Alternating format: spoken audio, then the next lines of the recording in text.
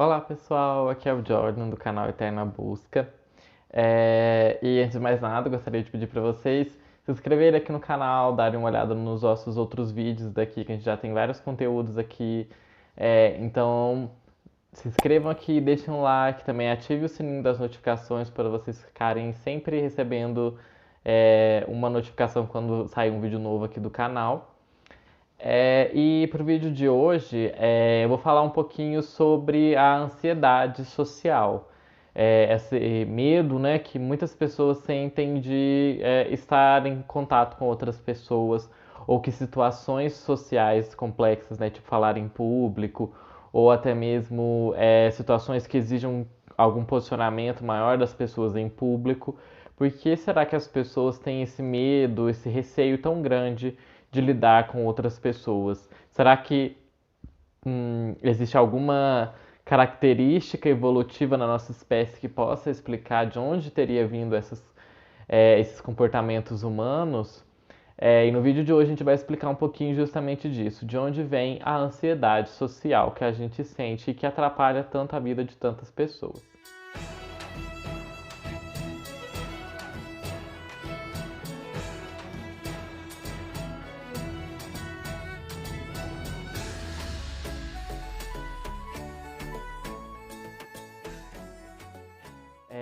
Então, pessoal, antes de mais nada, se vocês quiserem, a gente já tem uma playlist aqui de outros temas relacionados a questões sociais.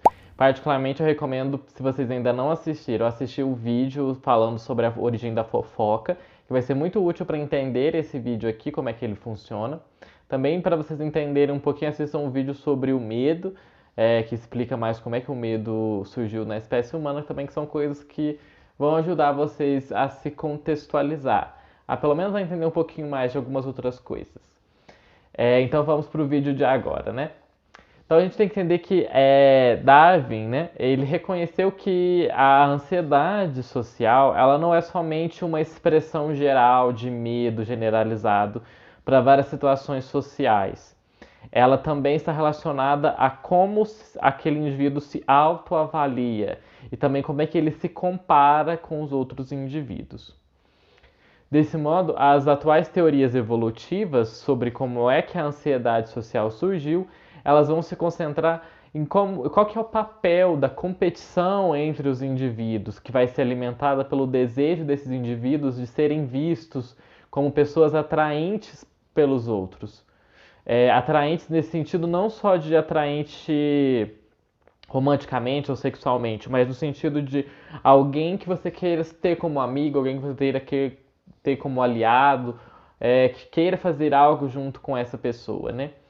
Então, em termos evolutivos, o quanto um indivíduo ele é atrativo para o outro, isso se baseia na capacidade de garantir o interesse e a aprovação dos outros em si mesmo.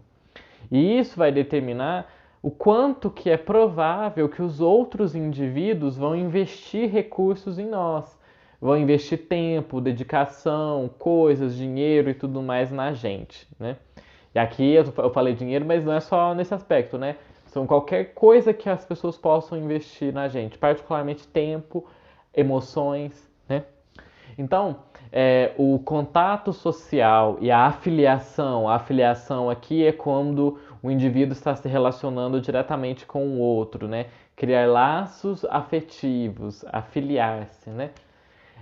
Eles são necessidades fundamentais de todas as espécies animais, né?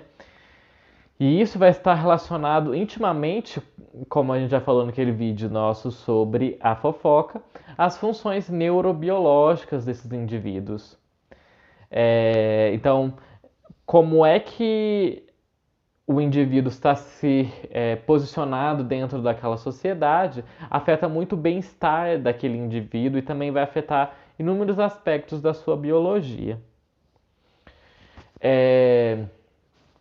O ser humano moderno, né, que é a nossa espécie atualmente, ela precisa ser apreciada, ela precisa ser valorizada e também aprovada, né, as pessoas, porque isso tudo a fim de quê? A fim de obter investimentos dos pais quando a gente é criança, né? Então a gente busca essa aprovação paterna ou materna, né? A gente busca desenvolver também o apoio dos relacionamentos entre aqueles com quem a gente convive. A gente busca atrair parceiros desejáveis para nós, sejam parceiros de algum negócio ou de algum empreendimento que a gente queira ter, um parceiro amoroso. A gente também precisa se envolver em vários tipos de sucessos em relações sociais para ir construindo toda a nossa vida. Pequenos sucessos, desde passar numa prova, desde falar numa reunião, várias coisas da nossa vida, uma entrevista de emprego, tudo isso são coisas que nós precisamos ter sucesso e depende de como nós relacionamos com o outro. Então, a nossa espécie, ela depende muito de como nós vamos obter o apoio das outras pessoas. Particularmente, esse apoio ele se demonstra muito importante quando a gente está passando por algum estresse muito grande na nossa vida. E também quando a gente passa por algum tipo de exclusão da sociedade, isso de algum grupo na qual a gente faça parte, isso nos afeta negativamente com uma grande potência. Por isso que as pessoas se esforçam tanto para sempre fazerem parte de algum grupo social. As pessoas investem muito tempo e recursos delas em estarem fazendo parte de algum grupo. E isso vai afetar várias coisas relacionadas particularmente à saúde. Então, como a gente constrói a nossa autoestima, o nosso senso de pertencimento podem afetar até o nosso sistema imunológico, entre outras características. Então a gente tem que entender que toda a nossa vida e existência a gente está competindo pelos recursos sociais. Os recursos sociais são como é que as outras pessoas nos veem dentro daquele meio que a gente está inserido, dentro daquela rede. Então, quando a gente faz parte de uma rede em que as pessoas estão observando o que a gente está fazendo, como nós estamos fazendo, se nós falharmos dentro daquela rede, isso pode custar muito caro. Por exemplo, né, se a pessoa estava numa reunião muito importante, ela não conseguiu sair bem nessa reunião porque ela não conseguiu falar, não conseguiu se expressar, isso pode custar um emprego, isso pode custar uma oportunidade de negócio, pode conquistar. Por exemplo, a pessoa saiu para encontrar um parceiro amoroso, está lá no encontro com uma pessoa e ela não consegue falar ou só fala coisas que normalmente ela não falaria, sem um pingo de nexo. Então isso custou para ela aquela pessoa que ela não vai ter um relacionamento, porque a pessoa não gostou dela, né, por exemplo. E a gente tem um exemplo clássico de uma experiência que depois a gente pode falar um pouquinho mais, que é, por exemplo, os reality shows, como o Big Brother, por exemplo, né? As pessoas que estão participando de um reality show, elas estão competindo fortemente pelo recurso social. O recurso obter apoio das outras pessoas dali dentro daquele jogo que ela está, obter o apoio das pessoas de fora para votarem nelas. Então as pessoas podem fazer de tudo dentro desses programas para poderem obter o apoio que elas precisam para obter o sucesso. Porque se elas saírem, vai custar caro. Caro no sentido de que ela perdeu, não ganhou aquele programa, não ganhou os bilhões que ela iria ganhar lá, por exemplo. Então, como o tempo e a energia que a gente gasta para investir em alguma situação, pessoa, são coisas muito preciosas.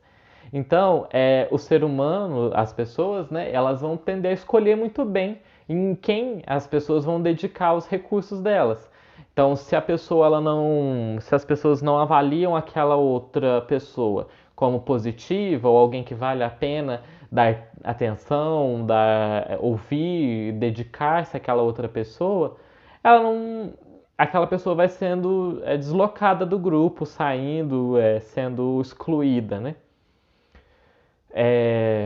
Então, para que a gente consiga desenvolver os aliados, para que a gente consiga avançar dentro dessa rede que a gente vive, a gente precisa investir tempo também, investir recursos nossos para que a gente consiga ganhar a confiança das outras pessoas.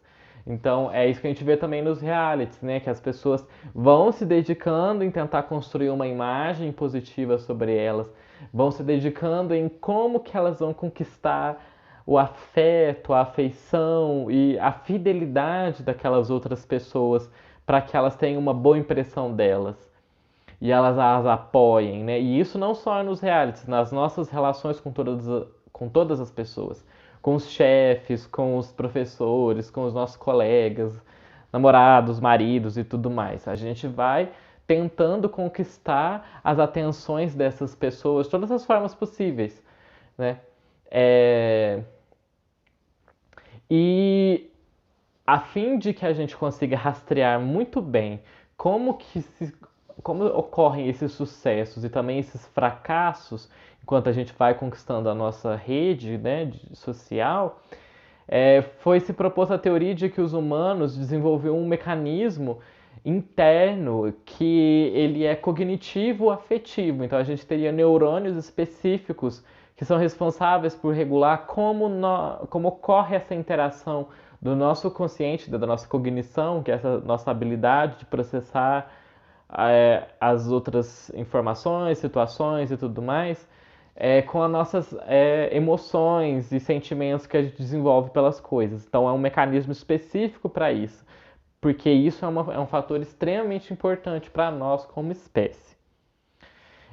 Então esse mecanismo, ele basicamente vai fazer uma estimativa do quanto de atenção e também de interesse que alguém vai suscitar em si, né, e também nas outras pessoas ao redor. E isso o autor que desenvolveu chamou de a atenção social que detém poder, ou seja, o quanto da nossa do nosso desempenho social desempenha poder entre as pessoas com as quais a gente convive. E quando a gente monitora e rastreia como é que essa atenção social está funcionando, a gente vai conseguir perceber padrões que vão nos indicar se nós somos valorizados ou não para as outras pessoas, para dizer se nós somos atraentes ou não. Esse processo né, de perceber se você é alguém valoroso ou não, ele exige que nós tenhamos a capacidade de enxergar a nós mesmos e também a nossa posição social do ponto de vista de outra pessoa. Ou seja, para que a gente consiga ter essa habilidade toda de saber da nossa situação dentro da rede, a gente precisa ter a consciência de como é que os outros indivíduos enxergam a gente. Então, Byrne, em 1995, ele desenvolveu uma teoria que é chamada de a teoria da mente, que vai ser um dos temas dos nossos próximos vídeos. Essa teoria da mente, ela é que diz que os primatas, né, no seu decorrer de evolução, a fim de que eles pudessem entender melhor os outros indivíduos, entender como eles pensam e também permitir previsões de como esses indivíduos vão reagir dentro da rede, aos outros comportamentos, nós primatas desenvolvemos essa capacidade de perceber os outros, de perceber como os outros estão nos enxergando, como nós os enxergamos. Então, a gente percebe que a ansiedade social, né, esse medo de como é que as outras pessoas vão nos enxergar, ela surge como uma forma de uma ansiedade competitiva. Ou seja, ela vai surgir quando nós estamos em situações sociais na quais os indivíduos precisam ou gostariam de aumentar ou então defender aquela posição social na qual ela está. Se vocês lembrarem daquele vídeo lá da Foca que eu expliquei para vocês, da questão da hierarquia, né? A gente tem um posto dentro da hierarquia e uma posição. Então, nessa situação de competição, a gente tem que disputar uma posição dentro desse lugar. Então, ou a gente se mantém no patamar que a gente está e a gente briga com outros que queiram nos tirar essa posição, ou então a gente tenta galgar patamares mais altos, né? Então, a ansiedade vai surgir, no caso, nessa corrente de pensamento, essa ansiedade social, nessa intenção de manter ou de galgar patamares maiores, né, de tentar subir outros patamares. Só que o problema é que as pessoas que têm uma fobia social forte, elas podem não acreditar nelas mesmas, no potencial que elas tenham de poder superar alguma adversidade ou algum problema. E aí surge toda uma série de problemas de medo e tudo mais, né? Então, as pessoas que possuem esse medo social, essa fobia, elas compreendem, né, que elas necessitam ter as habilidades sociais para ter sucesso dentro dessa rede na qual ela vive. Então, ela precisa desenvolver as habilidades sociais dela para ela conquistar amizades, para ela ter parceiros amorosos, para ela ter aliados para conseguir as coisas que ela deseja. E esse receio de que talvez não se consiga essas parcerias para desenvolver esses projetos de vida causa um estresse muito grande nessas pessoas, né? Então, muitas vezes essas pessoas se enxergam como inferiores. Então, quem tem, né, uma fobia social forte, ela vai tender a responder às situações sociais é, por meio de comportamentos de defensiva ou então de submissão. A submissão que você se conforma, né, com aquela situação, naquela ideia de baixar a cabeça, né, para o outro. Para não incentivar que hajam mais confrontos naquela situação. E ela ativa esses comportamentos defensivos ou de submissão ao invés de ativar os comportamentos competitivos e confiantes, de autoconfiança que ela precisaria para enfrentar aquela situação que ela está passando. Então, essas exibições de comportamentos submissos, e aqui a gente coloca alguns comportamentos tais como evitar o contato visual, ocultar o rosto, também limitar o quanto você fala nos encontros, ou então evitar as pessoas. Esses comportamentos, quando se tem uma fobia social, eles vão ser ativados automaticamente. A pessoa não tem necessariamente o controle sobre isso, né? Ela não tem a consciência de que ela está fazendo esse tipo de comportamento. Ou às vezes ela pode até ter a vontade de mudar esses comportamentos, mas é muito difícil, porque como a gente viu, a gente tem mecanismos específicos de ativação do medo, de ativação da autoproteção. Então, quando essas respostas automáticas elas acontecem numa situação em que a pessoa depende fortemente do apoio de uma outra pessoa, isso pode ter grandes consequências na vida daquela pessoa. Ela pode não conseguir o emprego que ela precisava, ela pode não conseguir fechar o negócio que ela precisava, e, passar numa prova que ela precisava estar lá conversando, defender aquilo oralmente, né? Então, essas são consequências graves para a vida das pessoas, né? Também é interessante pensar, especialmente a questão do contato visual, que na nossa sociedade ocidental as pessoas dão muito valor a olhar no olho das outras pessoas. Então, pode gerar uma série de consequências se a pessoa se sente muito receosa de olhar nos olhos das outras pessoas. Que às vezes outras pessoas podem não se sentir confortáveis com o outro ou pensar que aquela outra pessoa não é confiável porque não está olhando nos olhos dela. Então, isso é uma fonte maior também de sofrimento, né?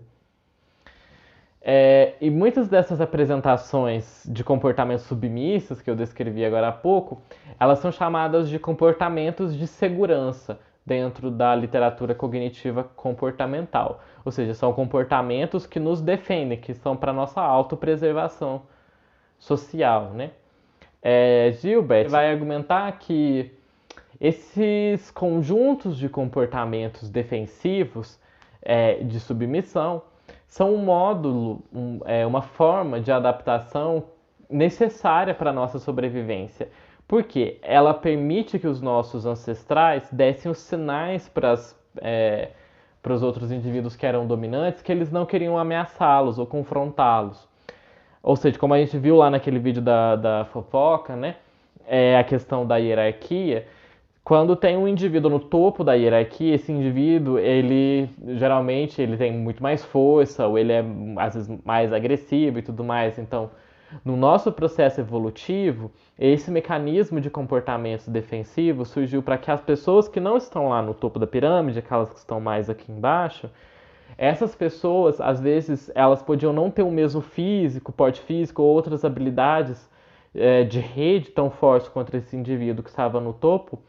Então, quando ela tinha um encontro, um confronto, por exemplo, elas iam comer lá a caça ou as frutas coletadas, e aí existia um confronto por essa comida, essas pessoas submissas evitavam o olhar, afastavam-se ou tinham outras reações que mostravam que elas não tinham a intenção de confrontar esse indivíduo maior dentro daquela posição social que ela está ocupando, para evitar esses confrontos desnecessários, né?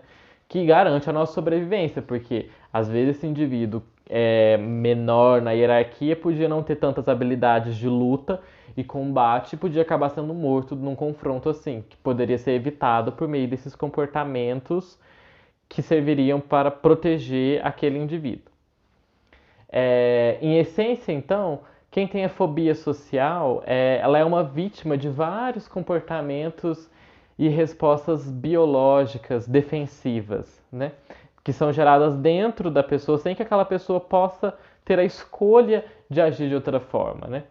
É, e isso às vezes é importante pensar para não ficar julgando tanto outras pessoas que talvez tenham comportamentos assim, que são mais tímidas ou outras situações que não necessariamente elas vão ter essa fobia extrema social, mas compreender que algumas pessoas geneticamente elas têm uma tendência maior a serem mais tímidas, a terem mais comportamentos de reclusão. E forçar essas pessoas a uma situação na qual elas não estão acostumadas pode ser muito traumático e problemático, né? Isso tem que ser trabalhado com um profissional ou várias outras coisas que ela possa fazer para tentar superar talvez receios, se for o caso, se essa pessoa quiser, né? Nunca forçar algo que as pessoas não estão dispostas, né?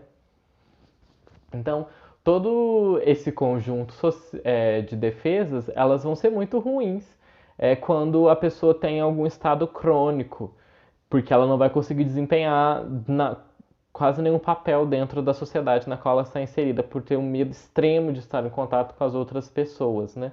Então, assim, dentro desse ponto de vista de evolutivo, a gente pode encarar que a ansiedade social ela tem características adaptativas, ou seja, características que nos dão pequenas vantagens. Por exemplo, nós sermos cautelosos em evitar causar danos a nós mesmos, estarmos atentos a como é que funcionam as normas sociais, e também características desadaptativas, que são essas ruins de nós não conseguirmos desempenhar o nosso papel dentro daquela sociedade, que nós não conseguimos competir por recursos, não conseguimos desenvolver alianças, né? Então, o comportamento defensivo ele vai ter essa origem há vários milhões de anos atrás. Então, a gente tem que entender que a base de todo esse comportamento ela é muito instintiva. Então, alguns comportamentos são muito difíceis de lidar com eles. Isso explica por que os seres humanos eles estão fisiologicamente e também psicologicamente muito responsivos a como os outros investem em nós mesmos, investem recursos sociais, atenção, afeição, amparo e tudo mais, né? Então, a gente pode perceber que quando nós temos cuidados na nossa primeira infância, que nós temos apoio social, nós temos um sistema imunológico mais saudável. Então, assim, isso não só na nossa primeira infância, mas ao longo de toda a nossa vida. Se nós temos apoio social das pessoas com as quais a gente convive, a gente tem nosso sistema imunológico mais saudável, a gente vai ter um menor nível de estresse e também vai fazer com que nós tenhamos uma qualidade de vida melhor. Enquanto que os pais serem hostis quando nós estávamos naquela primeira infância pode levar a situações imunológicas difíceis para aquela pessoa. e também leva a situações maiores de estresse, a pessoa ficar mais sensível ao estresse nas situações da vida. E também pode levar a que essa pessoa tenha dificuldade em se relacionar com outras pessoas. E essa dificuldade de obter o apoio social leva a cada vez mais problemas fisiológicos, né? Então, pessoal, para o vídeo de hoje é isso. E eu gostaria de pedir para vocês não esquecerem de deixar o like aqui no vídeo, também de ativar o sininho para as notificações, para vocês receberem as notificações dos nossos outros vídeos. E a gente vai falar nos próximos vídeos um pouquinho sobre essa questão da teoria da mente, que eu citei brevemente aqui. Então eu espero vocês nos próximos vídeos. E até a próxima!